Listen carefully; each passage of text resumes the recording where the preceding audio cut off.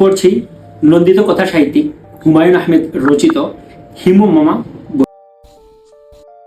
টগরদের বাড়িতে আজ সন্ধ্যায় ধুন্ধুমার কাণ্ড হবে।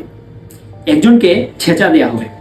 সেই একজন ভয়ঙ্কর একটা অপরাধ করে, এমন ভয়ঙ্কর অপরাধ যে বাড়ির সবার মুখ গম্ভীর। ছেঁচা দেওয়ার আয়োজন সকাল থেকেই চলছে। আনুষ্ঠানিক শাস্তি তো আয়োজন লাগে। ছেঁচা দেবেন টগরের বড় চাচা চৌধুরী আজমল হোসেন। চৌধুরী আজমল হোসেন ছোটখাটো মানুষ। একসময় হাইকোর্টে ওকালতি করতেন, এখন করেন না। বছর খানিক আগেও তার মাথাভর্তি সাদা চুল ছিল, এখন সব পড়ে গেছে। টগরের খুব ইচ্ছা করে তাকে টাকলু চাচারা ডাকতে, সেটা সম্ভব না। চৌধুরী আজমল হোসেন সবসময় হাসি হাসি মুখ করে থাকেন, নিচু গলায় কথা বলেন। তাকে দেখে মনে হয় তিনি বেশ আনন্দে আছেন, তারপরও সবাই তাকে ভয় পায়। টগরের ধারণা এ বাড়ির আসবাবপত্র তাকে ভয় পায়। যে ইজি চেয়ারে তিনি বেশিরভাগ সময় শুয়ে থাকেন, মোটা মোটা ইংরেজি বই পড়েন, সেই ইজি চেয়ার তাকে ভয় পায়। যে বইটা তিনি পড়েন সেই বইটাও ভয় পায়। ইজি চেয়ারে শোয়ার সময় যে টুলে তিনি পা তুলে রাখেন, সেই টুলটাও তাকে ভয় পায়। চৌধুরী আজমল হোসেন এ বাড়ির প্রধান বিচারক। টগরদের বাড়ির যে কোনো অন্যায়ের বিচার তিনি করে থাকেন। তার কথার উপর কথা বলার সাহস কারো নেই, শুধু একজনের আছে, তিনি টগরের দাদিয়া।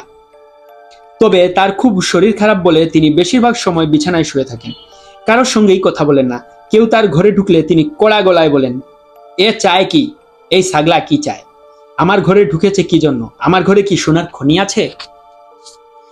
আজ যাকে ছেঁচা দেওয়া হবে সে টগরের ছোট মামা। তার নাম শুভ্র। খুবই ভালো ছাত্র। এবার ইন্টারমিডিয়েট পরীক্ষা দিয়েছে। ফার্স্ট সেকেন্ড কিছু একটা হবে, অবশ্যই হবে। কিছু ছেলে মেয়ে আছে যারা পরীক্ষায় ফার্স্ট সেকেন্ড না হয়ে থাকতেই পারে না, পরীক্ষা দিলেই হয় ফার্স্ট, না হয় সেকেন্ড। শুভ্র হলো সেরকম। সে এসএসসি পরীক্ষাতে ঢাকা বোর্ডে ফার্স্ট হয়েছিল। সব পত্রিকায় তার ছবি ছাপা হয়েছে। চোখ টেরা এক ছেলে ভেবলার মতো তাকিয়ে আছে, এরকম ছবি। শুভ্র টেরা না, তবে ছবি তোলার সময় সে কিছু একটা করে দুটো চোখের মণি একসঙ্গে নিয়ে আছে। ছবি ডেভেলপ করলে দেখা যায় সে টেরা। শুভ্র যে পরীক্ষা দিলেই ফার্স্ট সেকেন্ড হয়, এই প্রতিভায় টগর মুগ্ধ না। সে মুগ্ধ ছোট মামার টেরা হবার ক্ষমতা দেখে। যে ভয়ঙ্কর অপরাধের কারণে শুভ্রকে আজ সন্ধ্যায় শাস্তি দেওয়া হবে তা হলো, গত বুধবার সকাল 11টায় হলুদ পাঞ্জাবি পরে সে হিমু হয়ে গেছে। টগরকে ডেকে বলেছে, এখন থেকে আমাকে ছোট মামা ডাকবি না, হিমু মামা ডাকবি। হিমু হওয়া ব্যাপারটা ঠিক কি টগর জানে না।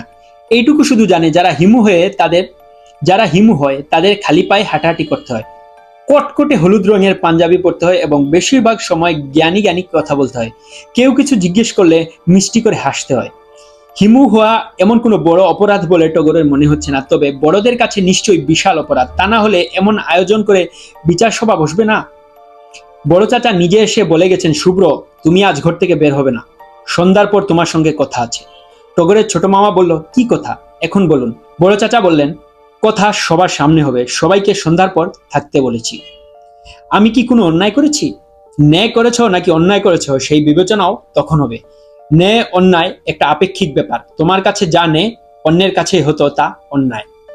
শুভ্র গম্ভীর গলায় বলল, ঠিক আছে, সন্ধ্যা না হওয়া পর্যন্ত আমি যেখানে বসে আছি সেখানে বসে থাকবো, নড়াচড়া করব না। সন্ধ্যা হবার পর আমাকে ডেকে নেবেন। চৌধুরী আজমল হোসেন বলেন, তোমাকে এখানে বসে থাকতে হবে না, তোমার যেখানে ইচ্ছা তুমি সেখানে যেতে পারো, শুধু সন্ধ্যাবেলা আমার ঘরে চলে আসবে, তোমার যা বলার তখন শুনবো। শুভ্র বসে আছে তার ঘরের বেতের চেয়ারে। তার বসার ভঙ্গির মধ্যে মূর্তি মূর্তি ভাব। টগর জানে তার ছোট মামা এই যে বসে আছে সন্ধ্যা পর্যন্ত বসেই থাকবে। হিমুরা ঘন্টার পর ঘন্টা এক জায়গায় বসে থাকার কাজ খুব ভালো পারে।